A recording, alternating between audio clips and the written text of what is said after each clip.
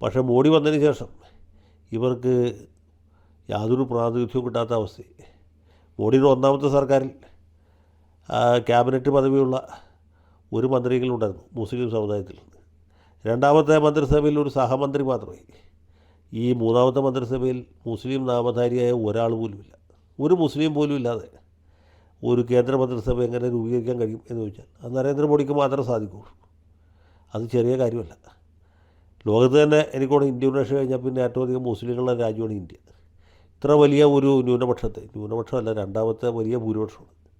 അവരെ പൂർണ്ണമായിട്ടും അന്യവൽക്കരിച്ചുകൊണ്ട് ആ വിഭാഗത്തിൽ നിന്ന് ഒരു സ്ഥാനാർത്ഥിയെ പോലും നിർത്താതെ, ഒരാളെപ്പോലും ജയിപ്പിക്കാതെ, ഒരു സഹമന്ത്രി സ്ഥാനം പോലും കൊടുക്കാതെ ഭരണം മുന്നോട്ട് കൊണ്ടുപോകാൻ കഴിയുന്നത് അത് ഈ ഹിന്ദുത്വ അജണ്ടയുടെ ഒരു വലിയ ഗുണമായിട്ട് അല്ലെങ്കിൽ ദോഷമായിട്ട് കണക്കാക്കേണ്ടി വരും.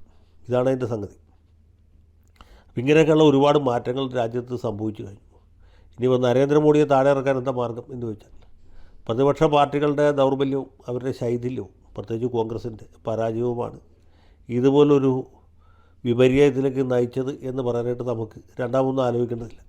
ഇപ്പം നെഹ്റുവിനെ എന്തുകൊണ്ടാണ് 3 പൊതു തെരഞ്ഞെടുപ്പ് അടുപ്പിച്ച് ജയിക്കാൻ പറ്റുമെന്ന് വെച്ചാൽ അന്ന് പ്രതിപക്ഷം വളരെ ദുർബലമായിരുന്നു.